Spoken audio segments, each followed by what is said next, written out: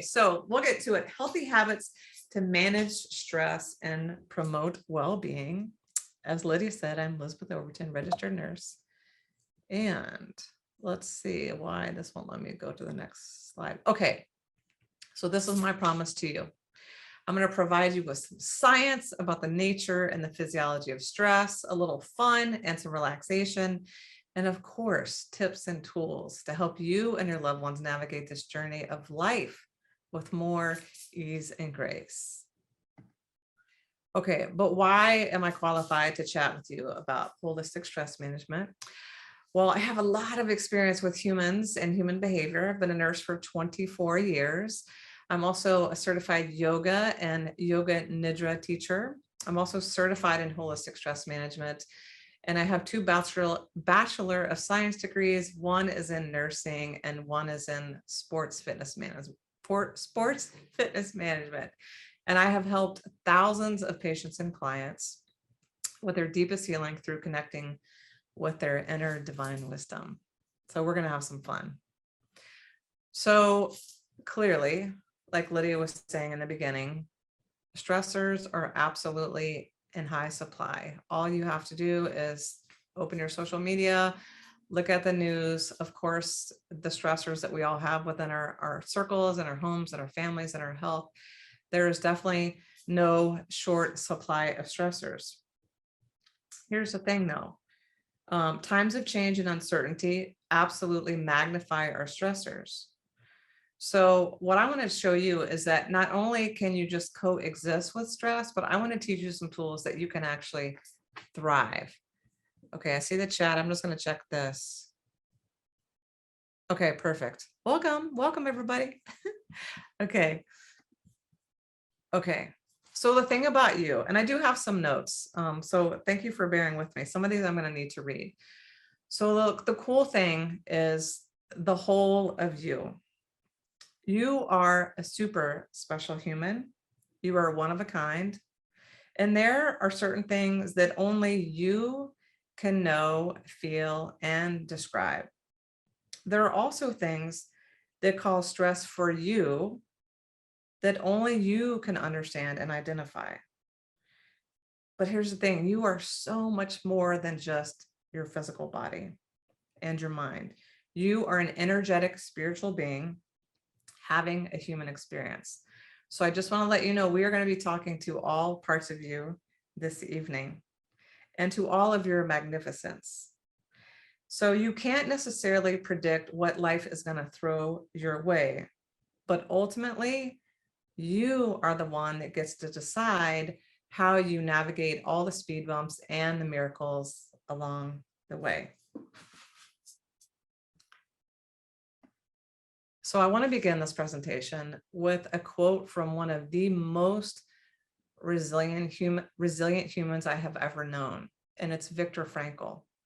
And this quote is so powerful. Between stimulus and response, there is a space. In that space is our power to choose our response. In our response lies our growth and our freedom. Woo, that one gets me. Sorry. So anyway, Viktor Frankl was a psychiatrist and he was a prisoner in the horrific Auschwitz concentration camp in Germany. And he wrote a book called A Man's Life. Let me see, what's the title? A Man's Search for Meaning. I highly recommend you check it out. But anyway, he talked about how even though all of his physical possessions were taken and a lot of his civil rights were taken away, the prison could not take away his ability to discern how he wanted to perceive the situation. And he says that when we're not fulfilling our soul's desires, then we're slowly dying. And so again, it's about perspective and perception. And any moment, no matter if it's going to the grocery store or dealing with your children or coworkers, whatever life throws on your path, ultimately you are the one that gets to decide how you're going to navigate that. So the actual definition of stress, there are multiple different definitions of stress. However, some holistic practitioners have gotten together, and this is how they now define stress. It's the inability to cope with the perceived threat to one's mental, physical, emotional, and spiritual well-being, which results in a series of physiological responses and adaptations. The most important word in this definition is perceived threat. So I want you to just keep that in mind. And so another way of saying this is that stressors are internal or external events that stimulate your nervous system. So if you think about it, any significant change in your life is a stressor. Hello? Like that's kind of a lot. So there are a lot of different influences of our stress. There is ecological, bioecological influence, social influences, but most significant are the psycho-intrapersonal influences. And this is a fancy way of saying that the way that you view the world, the lens through which you see the world is going to dictate your response to the stressors. And these are both perceptions and interpretations. And another thing about this is that because of your beliefs, your values, your attitudes, your opinions, and your perceptions, when any of those is challenged or violated or changed in any way, your ego will have a holy fit. And that is what creates the stress. Because you know your values, when they get questions or they get called on the carpet or whatever, that creates an internal stressor. So again, it's really important to know your power in all of this and your ability to choose. So which leads me to the power of the self-fulfilling prophecy. This means the link between your perceptions and beliefs and their related behaviors. I just want to check the chat. Yes, know your power, because a lot of us, we're not taught this stuff. And so we spend a lot of time struggling and suffering. And so the self-fulfilling prophecy is basically your beliefs will either work to your advantage or your disadvantage. And this is just an example to sort of illustrate the difference between an Olympic medalist of gold and silver is not just an athletic body, but a winning attitude. Many an athlete have lost an event and failed to meet an expectation because a seed of self-doubt took root somewhere between the starting block and the finish line. And individuals who harbor negative thoughts about themselves or the situations they encounter promote behaviors generated by these perceptions. This results in a negative cycle that sets the stage for recurring stressful perceptions and what appears to be a stagnant black cloud that is just following over one's head. This is the fulfillment of the self-fulfilling prophecy. So if you're leaning into the problem or you're leaning into the solution, I hope that makes sense. So I just want to share a personal story of the self-fulfilling prophecy. This is actually a picture of me as a very young girl with my beloved grandmother, Floy. And in 2016, I had this spontaneous health condition in which my mobility was severely limited, and it got so bad that I couldn't drive because I couldn't really turn my head to look to see if people were coming. And so I received disability accommodations from work, and I was depressed, I was hopeless, I was devastated. I couldn't do the things that I normally wanted to do.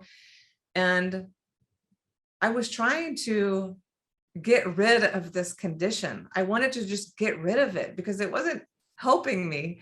And the moment that I surrendered to this condition that I was diagnosed with, that's when everything started to give me a little bit more breathing room, a little bit more space. And that was the self-fulfilling prophecy. It's like I was trying so hard to deny what was happening. And so you really do have the power to focus on what the blessing or the lesson is, or how bad the situation is. It's ultimately up to you. So if you don't take anything away from this conversation, this is a gold nugget right here. Your job as a human on earth right now is to figure out what makes you feel alive and amazing, and also identify your triggers. What triggers you to have the stress response? So that, you know, you're sort of in this proactive mode. And it's not necessarily easy to sort of take a step back and look at the ways in which we view the world, and also the way that we react to the world. But I promise you, if you take the time to do this inner work, the return on investment is exquisite. And of course, we got to show a little bit of science. So there's something called the Yerkes-Dodson principle, and this really applies to athletics in a big way. But there's this, you see at the top of the curve where it says peak performance, there is actually amount of tension and amount of stress that's actually positive, that helps us stay motivated and helps us remain focused and like driven, right? We want to meet a goal or something. But at a certain point, when the positive stress turns into distress, that is where it can become, we can create disease, right? If we have this chronic stress. And so you see over on the right side, you know, when you become exhausted, you have panic, anxiety, anger, burnout, and breakdown, it actually ends up or results in disease. It's very important to learn our triggers. Absolutely. Okay. So this is really also a major takeaway from anybody who is living with another person, is responsible for another person, or is cohabitating with another human, is that the physiological response to stress is the same. And we're going to talk about what does that response look like. However, what triggers your stress is highly individualized, right? And so what completely like brings me to my knees and stresses me out immensely might not even phase you, right? And so it's important to remember this when we're living with other humans, that just because we're stressed out doesn't necessarily mean the other person is stressed out. And I want to share this example that Luke shares in his book. Anyway, oh yeah, here it is. So this couple wins an all expenses paid trip to Bermuda, and Kelly, the wife, is absolutely ecstatic. She's already packed her bags. However, her husband, Jeff, is absolutely freaked out. He's actually mortified. He hates to fly and he doesn't know how to swim. And he honestly wishes that they didn't even win the trip. So I think it's just a really prudent example of how just because the physiological response is the same, if it's activated, that different things, just like the lavender, different strokes for different folks, right? So it's really important to keep that in mind when we're, especially as a parent, as a partner, as a colleague, and to really have compassion, right, for ourselves and the other people. So this is wild. There are actually 3 kinds of stress. And I'm sure you recall, eustress is actually something that, let me actually get the right definition for you. It's good stress and arises in any situation or circumstance that a person finds motivating or inspiring. So do you remember maybe when you were a little bit younger, when you went on your first date and you got those like butterflies, like you were excited and nervous at the same time? What is that? Scare-sighted? So that is considered eustress, and eustress is a beautiful thing, right? It motivates us, and you know, maybe when we're going on our first date, we want to look nice or whatever. So that's eustress. New stress, you can think of new or N as like neutral.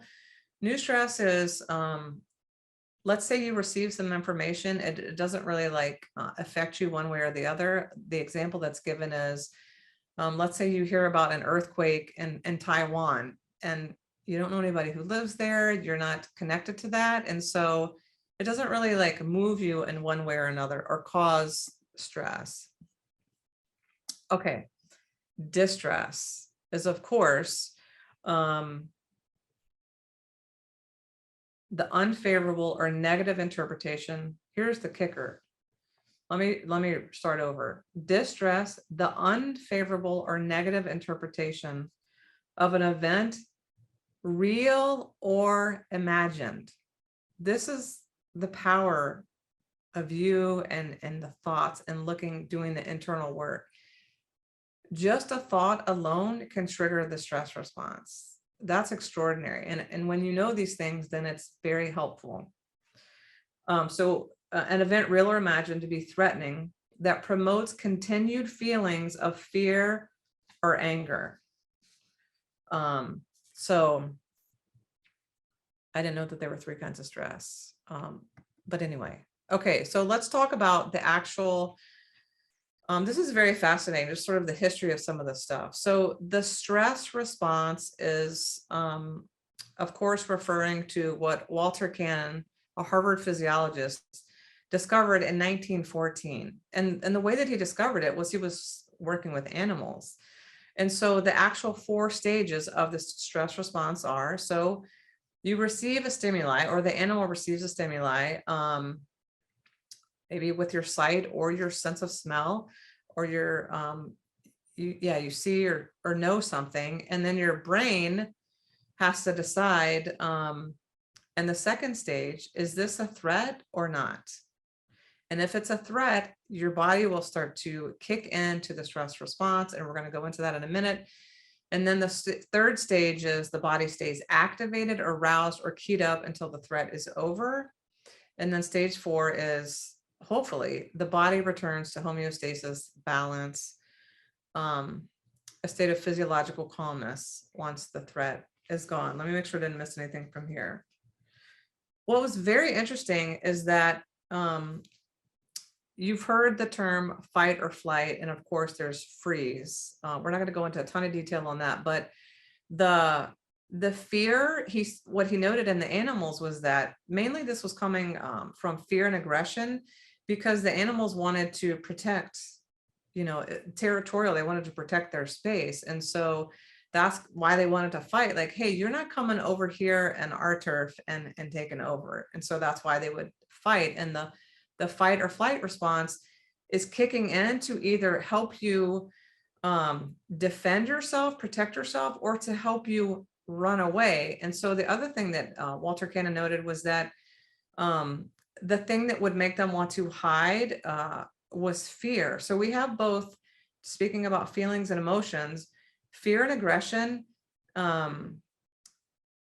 Those are really interesting emotions. So more things to consider when you're thinking about your stress. How often are you noticing these emotions of anger or aggression and fear? Okay, I just want to make sure I didn't miss anything. Okay, so I just want you to take note of this kind of busy graphic. You've all heard of your nervous system. It basically has 2 components, your central nervous system and your peripheral nervous system. Your central nervous system is your brain and your spinal cord, very important to your well-being. And then your peripheral nervous system is your autonomic and your somatic nervous system. So the somatic is basically the muscles know what to do. It's about movement. It's about the body. The autonomic nervous system literally means things are automatic. Your heart beats without you having to think about it or do anything. It's automatic. You breathe automatically without having to think about it. And then the autonomic nervous system breaks down into the sympathetic and the parasympathetic division. These 2 things are where stress management hangs out. Again, a lot of this came from animal studies, animals trying to protect their areas. And so when it comes to humans, the same things can come into play. I like to think of explaining the sympathetic and the parasympathetic as like the hot and the cold water. The human body is absolutely extraordinary. Your body is like a mega supercomputer. It knows what to do. Your body temperature totally self-regulates. If you get hot, you sweat, your core body temperature cools down. It's amazing what your body can do. And so the sympathetic nervous system, I think of the S as like stress. And when your sympathetic nervous system is activated, that is when the fight or flight response is turned on, basically. So what's actually happening when this is happening? Well, again, your body's either preparing to fight or flee. So your pupils dilate, your respiratory rate picks up, your heart rate picks up, your blood pressure picks up. You actually, the things that have to do with digestion slow down. So your saliva decreases, your gut motility slows down. It's basically fat stores and glucose are released so that you can like run for miles if that's what is required. But it's absolutely mind-blowing that your body can actually provide this for you. I don't know if you've ever been in a situation where you became superhuman. You know, a lot of times this happens in accidents where people can lift cars and do things that they would never normally be able to do because the body is that powerful. Let me know with your I don't remember what they're called, your little emoji things, if you have experienced the fight or flight and you're like, yeah, this is intense. Okay, so now going over to, like, I call it the cold water, the parasympathetic nervous system. And I think of the P in parasympathetic as peace. So again, the body is all about maintaining homeostasis and balance. And so you need both of these systems to work well. And when you're doing things like meditating and maybe even journaling or focusing on your breath, you are turning on your parasympathetic nervous system, which is also known as the relaxation response. And Dr. Herbert Benson defined this as a physical state of deep rest that changes the physical and emotional response to stress. So it's essentially the opposite of the fight or flight. And I love this eye example. So the picture of the eye on the left is when the fight or flight is turned on. Your pupils are huge. You're ready to like look for all the danger and you're ready to go. And then the parasympathetic, when you're relaxed, your pupil is not so dilated. So I think it's cool to have that visual. Let me make sure I'm not missing anything here.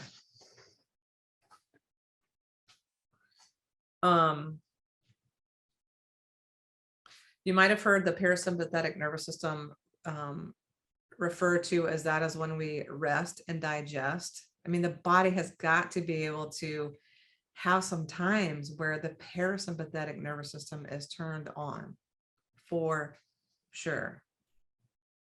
And fight or flight is a phenomenal thing. Again, it's built out of protection. It's an instinctual thing that allows us to escape if we need to. It's just that we need the sympathetic nervous system to shut down, like once the threat is over. And I'm getting ahead of myself, but so of course we have what's called acute and chronic stress. Acute is it's intense in nature, but it's short in duration. So let's say you get pulled over by a police officer and, you know, your heart starts racing, you start sweating, the officer comes up to your car and hopefully gives you a warning. And then the officer goes back and gets in the car, and then your heart rate starts to go back down, you stop sweating, you're like, okay, it's going to be okay. And then you drive away. That's an acute stress episode. Chronic stress, it's not as intense as acute stress, but it lingers for a long time. So this is all the things we have to deal with: health issues, chronic health issues, financial issues, and chronic stress is really what creates a lot of dis-ease, right? Because it's like perpetual. It's like the body never gets a chance to rest. And that's where it's so important to have these tools and these techniques to be able to turn on the parasympathetic nervous system. So your body does have time to unwind and rest and digest. Okay. Now I wanted to just highlight very briefly something called the vagus nerve. This is an incredible, it's one of the 12 pairs of cranial nerves. You have 12 cranial nerves that do all kinds of things that you've never even thought of. Like, did you know that you have a cranial nerve that has to do with your smile and actually the ability to open and close your eyes? My daughter had a traumatic brain injury, so I have a lot of experience with this. And the vagus nerve it's the longest nerve in the body. It starts in the brain and it goes all the way down to your gut. And it innervates your heart and your gut. And it's basically creating this connection between your brain and your gut. And when you do things like meditate and do breath work, you're actually, I'm not sure strengthening is the right word, but there's something called vagal tone. Like the more toned your vagus nerve is, then the more your body can easily shift into this relaxation response. And so ironically enough, because it goes down your neck, a couple of ways that you can tone your vagal nerve is to sing and to chant. And so I just think that that's so cool. And that's in addition to the meditation can help tone your vagus nerve. So that's a lot of science. It's a little bit, scientific. So let's get to the three things that I want to share that I think are the most profound in helping you really leverage the relaxation response and turning on the parasympathetic nervous system. So we're going to focus on the mind. We keep talking about the thoughts, and you have the power in your perception and the way that you interpret your life events. So we're going to focus on becoming aware of your thoughts, perception, and beliefs about yourself, your life, and the world, and even begin to reframe the beliefs and perceptions that don't support your highest good, the physical body.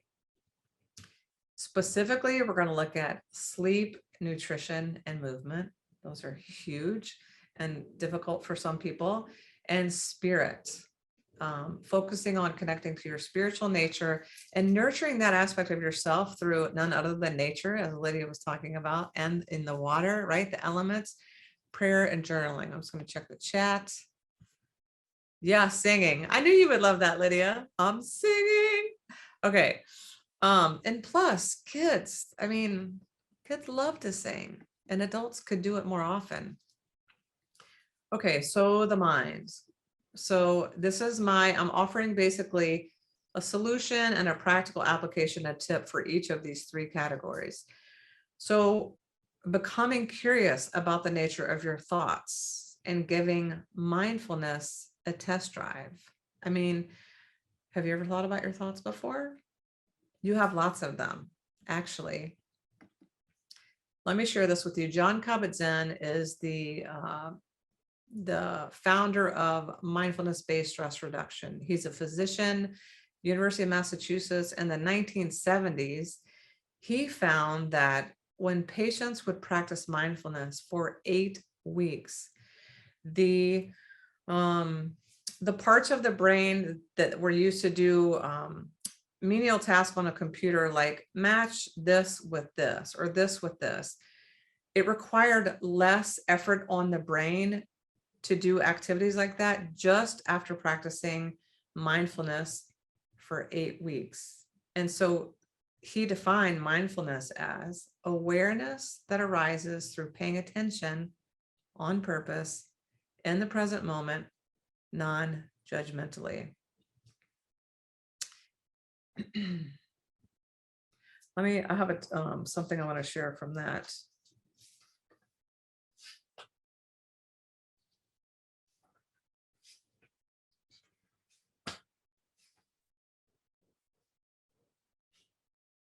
Yes, just a little tip about the mind.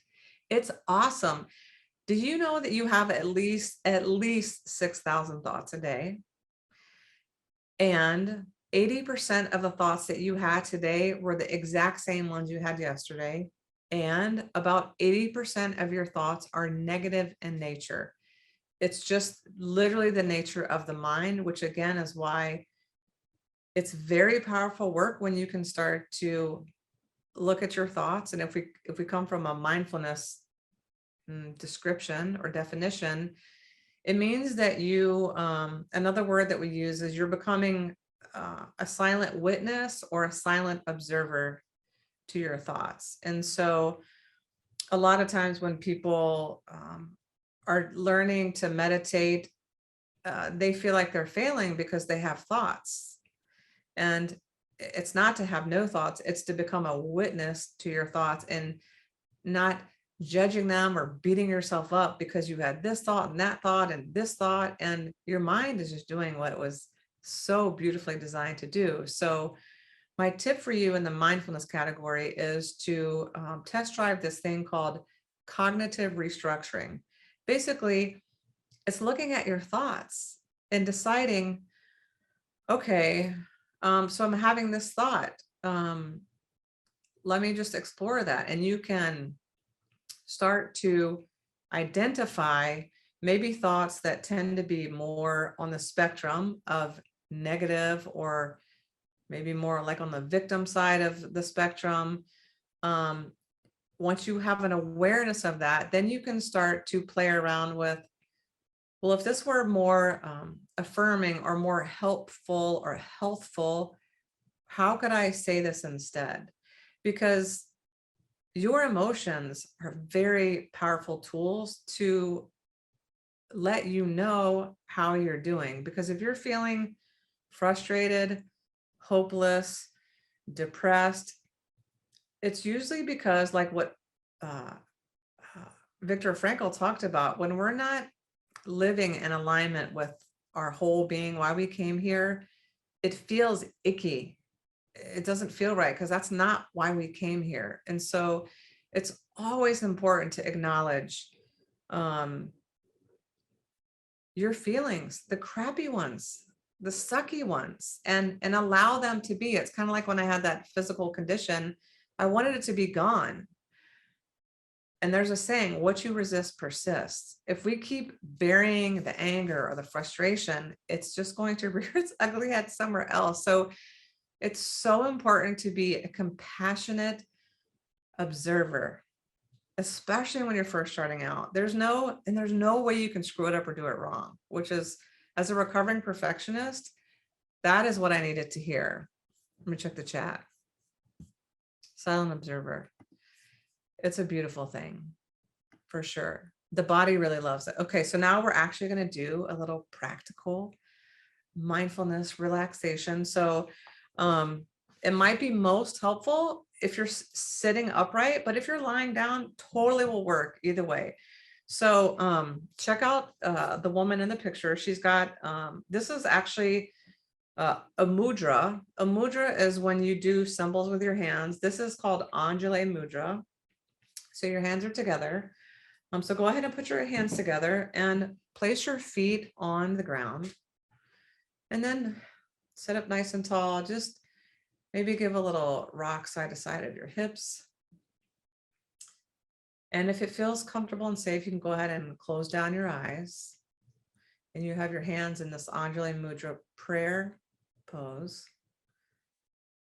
Now just scan your body from head to toe. And notice what you notice.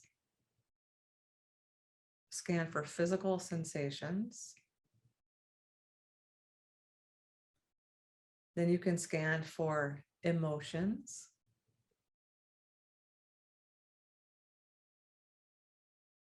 And then you can scan for thoughts. If you're noticing your thoughts, just say, hey, how you doing? I'm glad to see you here. And then just let that go. And now we're going to take 3 breaths in through the nose, and we're going to ha, ha, ha it out, kind of like you're laughing. So it might feel a little awkward, but listen, we're toning our vagus nerve, remember? So go ahead and take a deep breath in through your nose, fill that belly like a balloon. And then open your mouth, exhale, ha, sigh it out. Kids love this. Inhale through the nose.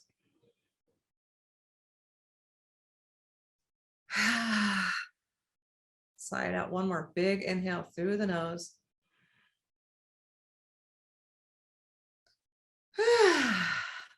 Excuse me. Sigh it out. Beautiful.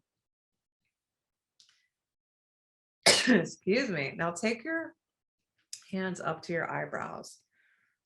Excuse me, and place them in between your eyebrows. And I want you to turn up the corners of your eyes like you're smiling and repeat after me. My eyes are smiling.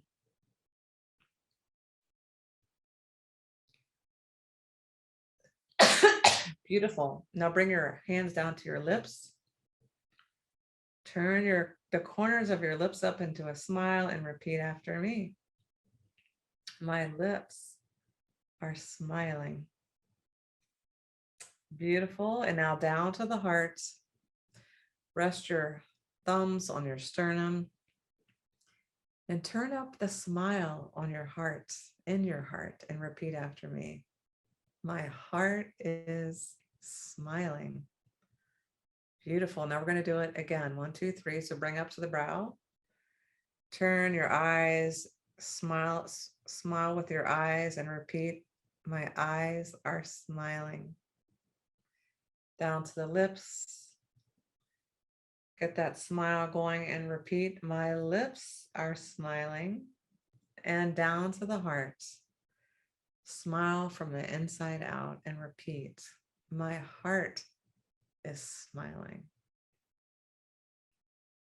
Take a deep breath in. You can relax your hands.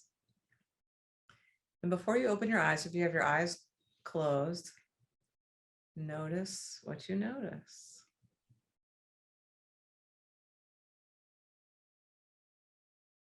And then when you're ready, you can open your eyes.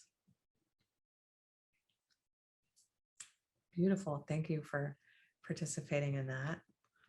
I actually just learned that meditation and I'm obsessed. It's so simple and so powerful, especially what if we did this in school every day at the start and the middle and the end of the day? I mean, it just shifts your energy. Okay, so the second thing we're going to talk about is the body. Now, again, you're so much more than your flesh and bones. So much more. You have energy centers, they're called chakras. So powerful. So I'm going to ask you to consider focusing on one of these 3 things: sleep, nutrition, or movement.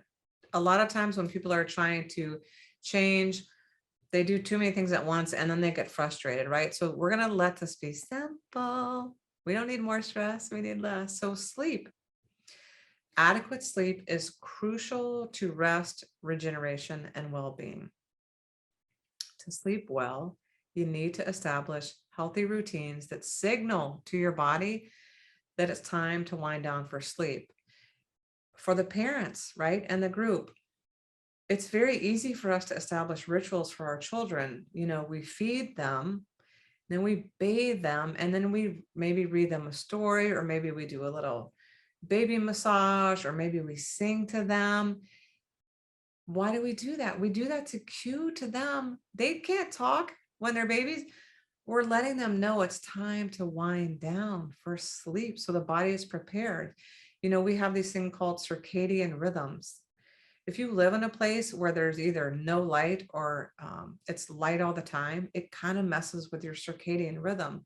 And so adults are no different than children. We need to signal the body that it's time to slow down. I heard a wonderful quote from a sleep specialist. I think he was a neurologist. And he said, we need to learn how to put the brakes on before we pull the car into the garage.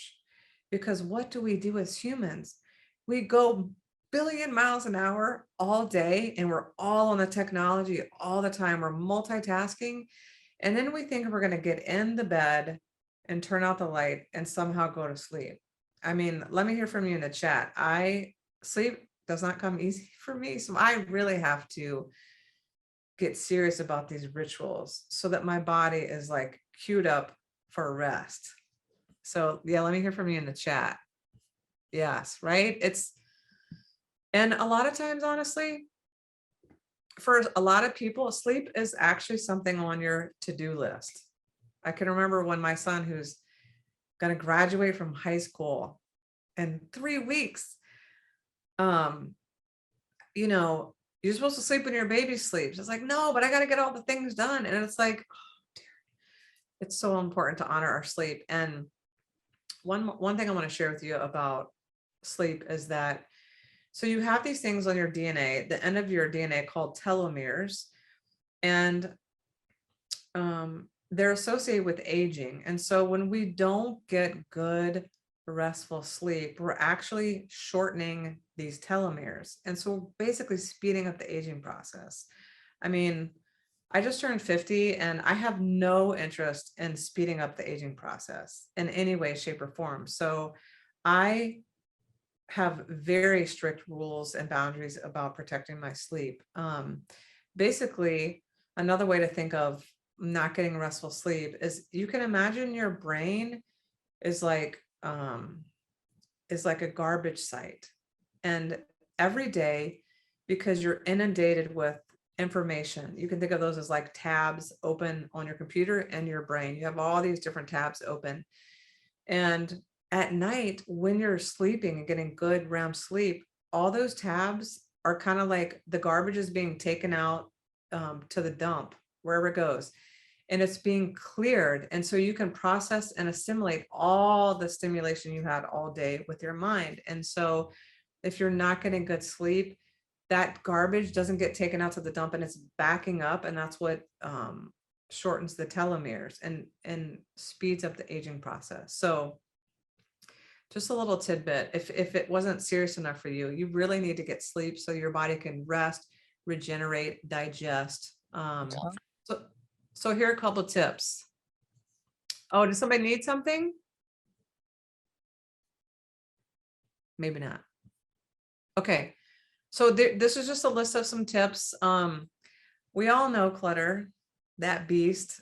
Clutter actually takes up your energy, also your mental energy. And so it's very difficult to sleep in a space that doesn't just feel sort of, tidy and nice. And I want to have like luxury. I want to like have my room feel like a spa, because sleep is hard for me. And so it's a little easier if the environment is such that it's going to be inviting for rest. Of course, chamomile tea, little rituals, have a gratitude list. If you're a list maker, checker offer, it's really good for the brain to just dump whatever's in there out. And it's really good if it can be what you're grateful for, because again, we get to choose where we focus our energy. And if you focus on gratitude before you go to bed, and also before your feet touch the floor, you're like, oh, just thank you for this bed. Your day will be radically different. I promise you. I promise you. Of course, sitting in silence. You could do the smiling meditation before you go to bed, using your breath to just inhale and exhale 5 times. It radically, it turns on the parasympathetic nervous system. So you're doing your body a massive favor by doing that breath work. And you're also flexing your vagus nerve, getting that vagal tone. And set the intention. Hey, I'm going to have an incredible night's sleep and I'm going to wake up refreshed. And if you really want to get wild, give yourself a foot massage. Your feet have tons of nerve endings in them. And if you are feeling stressed, if your child is off the charts, just touching the bottoms of the feet is what's called grounding. It's a way to get you out of your head and like up here and all like anxious and scattered. It gets you into your physical body. It will help ignite the parasympathetic nervous system, the relaxation response. And I recommend it if you have children to do it before bed. Obviously not like a tickling thing, but like, and teach them when you get stressed, all you have to do is mentally think about the bottoms of your feet. You hear this often in yoga. Pretend that you're a tree. Put your feet on the earth, stand up tall like a tree. If you're driving, if you have to give a lecture, think about the bottoms of your feet and it will ground you instantly. So my kitty, that's not my cat, but I have a cat that looks just like that. So practical application for sleep. You know what works for you and you know where you have some room for opportunity. So commit. If sleep is something that you want to focus on for this, what's one juicy thing you can do for yourself that will help you with your sleep? And of course, nutrition. Your food has the power to heal or harm, and the food you eat becomes your blood. The food you eat becomes your blood. So if you had a Ferrari that cost you, I don't know, $250,000, I can promise you, you would put the best fuel that money could buy in the car, right? Because you want it to work efficiently and well. Well, your nutrition is no different. So let's look at some ways that you can easily and practically get the most nutritionally dense foods as possible. So here's an example. If you had an apple and a bag of Oreos, which one do you think is more nutritionally dense? It's definitely the apple. So all that means is you're getting way more bang for your buck. An Oreo has no nutritional benefit of any kind. An apple, the skin, the color of it, it has tons of vitamins, minerals, what we call phytonutrients, which is why we say if you can get as many colors from the rainbow spectrum in your diet a day, you're eating vitality. You're eating this picture right here, all these oranges and reds. I mean, that's loaded with vitamins and minerals. And the bottom line is the reason you want to ingest these kinds of foods is because they reduce free radicals in the body. Okay, so it's super important to eat healthy food. When you go to the store, shop on the periphery, not the center. That's where a lot of prepackaged foods are. Pay attention to how you feel after you eat. You might notice you're bloated or you have a rash or your nose is running. Pay attention. Your body will tell you what's up for you. Eat mindfully. This is wild. Next time you sit down to eat, check yourself on how many times you chew your food. Most humans maybe chew 3 times before they swallow it. And also people don't put down their utensils in between bites. So again, mindful eating.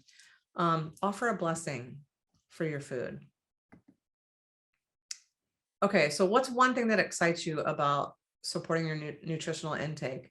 Maybe it's eating a bunch of foods that are red. Maybe it's eating more citrus. Maybe it's don't eat after 7 p.m. Just pick something simple and practice it for 7 days.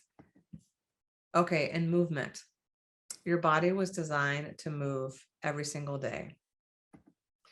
And so Oprah says she hates to exercise, but she does it because she knows she needs to do it to be healthy.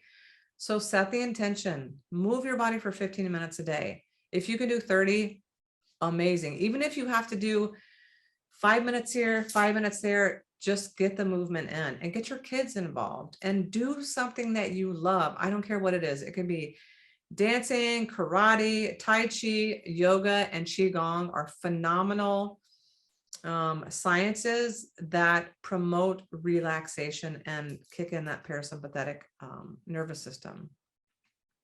So commit to exercise, get an exercise buddy, because when you don't want to do it, they will, and vice versa. And of course, if you write down your progress, it's so fun to see how that's going. So if you want to focus on the movement, pick one thing that blows your skirt, melts your butter, that feels good to you, and commit to doing it for 7 days. And last but not least, my favorite, your spirit. Your spiritual nature is dying to connect with you. And the best way to connect with it is to get in the natures, like this girl right here. You are a spiritual being having a physical human experience. And there's far more to you than your flesh and bones. And the deeper your connection with this aspect of yourself, the easier, I'm telling you, and more fun your life will be. So the bat line to connecting with your spiritual nature is source when you tap into your imagination, being creative, y'all, and being in nature. Okay, so here's the thing. The elements that are in nature are within you. You have all of the elements within you. And when you go be in nature, this gets reflected back to you. It gets mirrored back to you. And it's like the support of the earth is holding you when you go in nature. And so in terms of your imagination and creativity, usually adults are not flexing their creativity. So I would charge you with an invitation. Make a creative date with yourself. And the only goal is to see how wild and creative and imaginative you can be. And you have to have fun. So go nuts, go nuts. You'll be interested to see what solutions come in when you're actually being creative and playful. Get your hiney into nature every single day. And if you don't have access to nature, looking at a picture of nature will increase your feel-good hormones by a gazillion percent. You can also go to the YouTubes, type in live cam, like ocean live cam, and actual see live footage of the beach. Remember we were talking about the water? It's very, very relaxing. If you want to get totally wild and crazy, find a tree in your neighborhood that speaks to you, sit at the base of it, close your eyes, lean against the tree, and see what the tree wants to tell you. Trees have an entire underground network of community. They have heartbeats. They talk to one another. When one tree and the community dies, the other ones like share their nutrients with their community. It's incredible. Another way to connect with your spirit is to journal.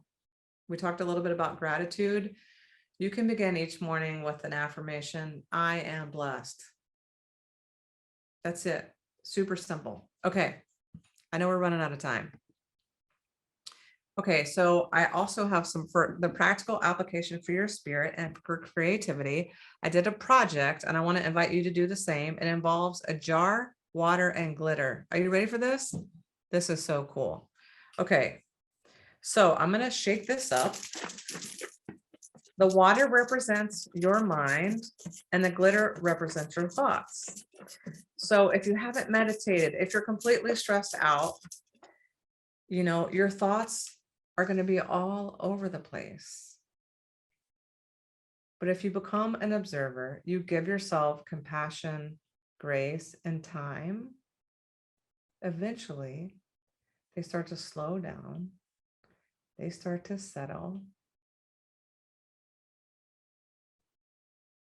And you don't have to attach to the thoughts as much anymore. So I love glitter and the ocean is my happy place. And so I had to get turquoise, but here's what's funny. I did way too much glitter in the first one. So if you really need to meditate, then your thoughts might look like this. Anyway. So create your own glitter jar. I mean, this is sort of like a homemade lava lamp. I also have lava lamps, which are super relaxing. So, okay.